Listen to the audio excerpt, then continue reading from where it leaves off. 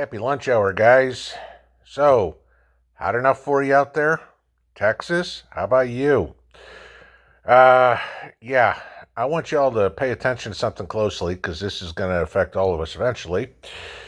Uh, Weather in Texas, okay? It's up 100 plus degrees, pretty much the entire state. Heat index, depending on where you are, 110 to 120.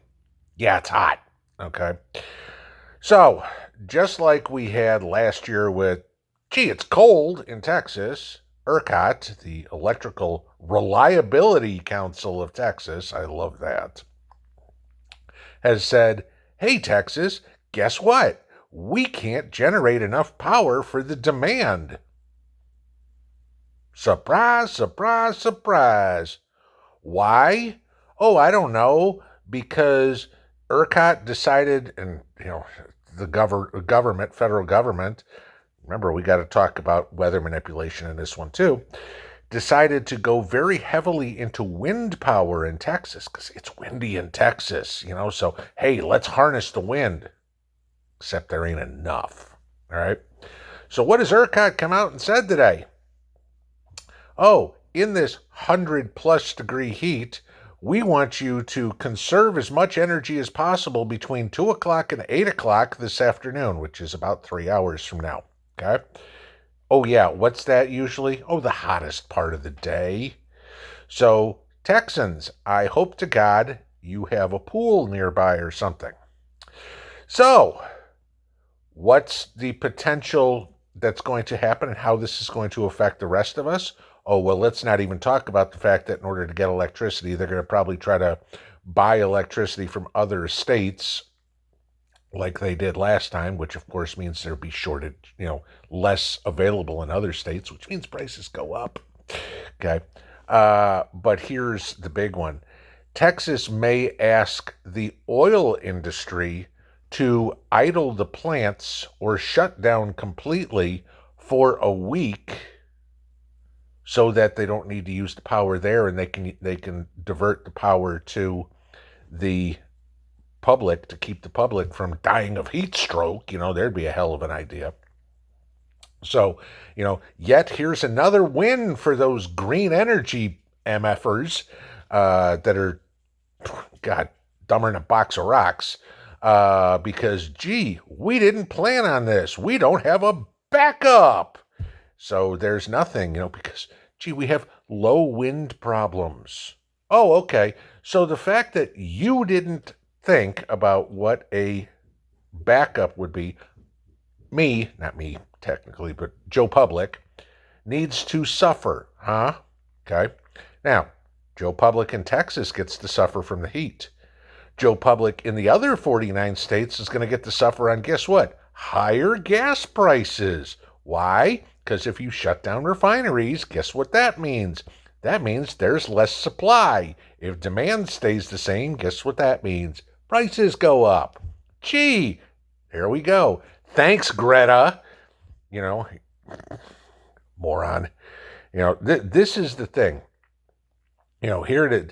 All these green energy idiots, okay, all these open border idiots, because, I don't know, let's think, more people in Texas. Remember, guys, got to remember, Texas gets the majority of the influx of all these invaders coming across the southern border, okay, all these illegal aliens, what they truly are.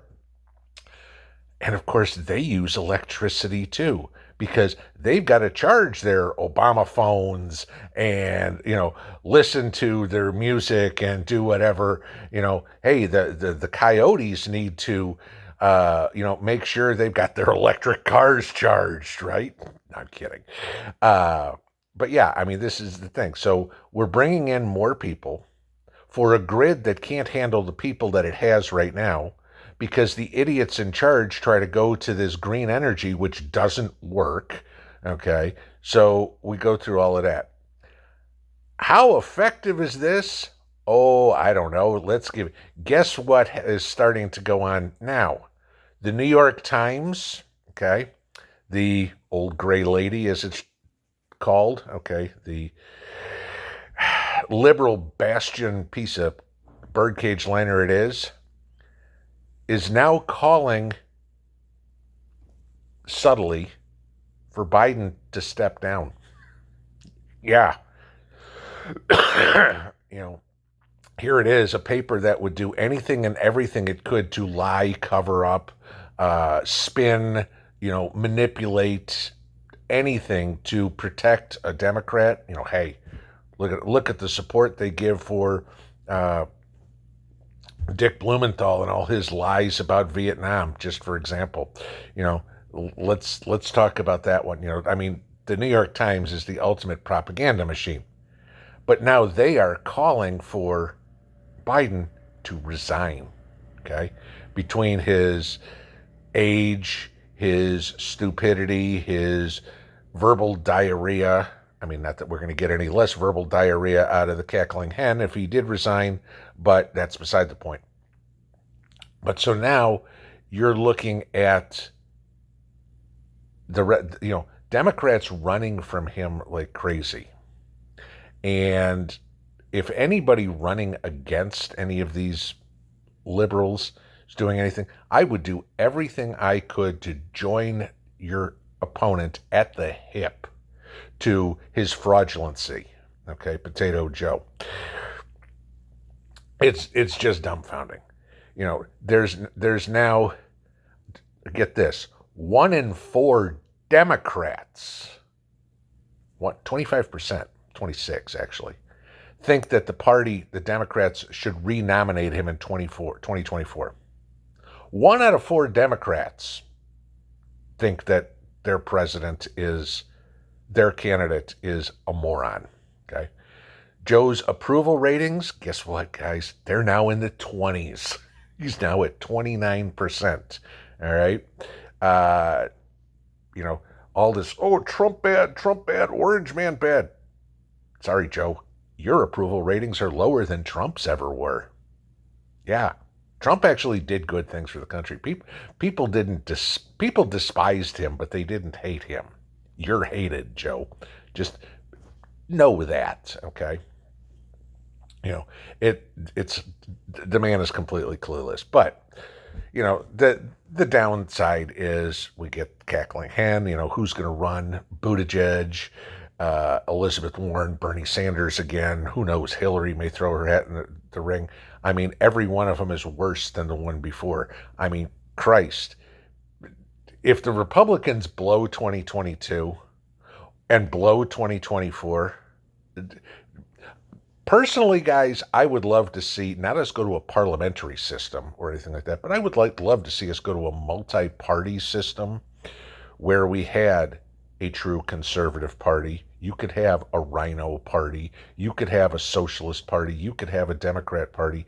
And they were all invited to debates and got equal airtime and everything like that. Because this 2-party crap, that's actually one party. We all know that. It's breaking into 2 parties. It's rhinos and socialists. Okay, the few conservatives that are in Congress are so outnumbered, they need to be the ones supported, and it's pretty hard to do.